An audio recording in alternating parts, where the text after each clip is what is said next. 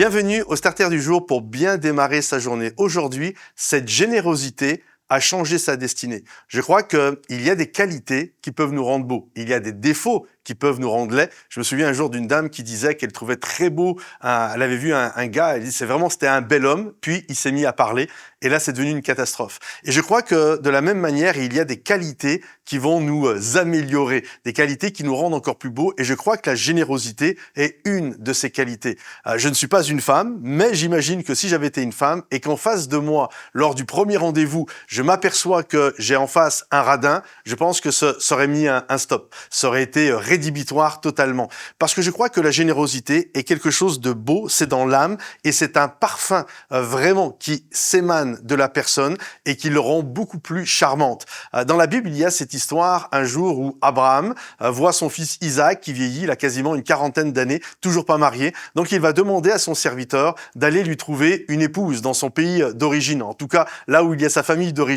Et lorsque le serviteur y va, c'est intéressant parce qu'il désire que ce voyage se passe le plus rapidement possible. Il ne veut pas passer des mois et des mois à chercher une épouse. Donc il va faire une prière. Et la prière est très intéressante. Il va demander à Dieu une femme généreuse, qui a un bon cœur. Il va dire la femme à qui je demande de l'eau et qui va me faire boire ainsi que faire boire tous mes chameaux, alors ça sera celle que tu auras choisie. On doit comprendre que cet homme, il aurait pu faire une prière en disant « Écoute Seigneur, tu connais les goûts d'Isaac, je te demande une femme belle qui va plaire à Isaac, je te demande une femme spirituelle, je te demande une femme intelligente. » Et je crois que ce type de prière aurait été correct. Non, je suis persuadé que ce type de prière aurait été vraiment bon. Sauf que c'est pas ce qu'il a demandé. Il a demandé une femme généreuse, une femme qui avait un bon cœur.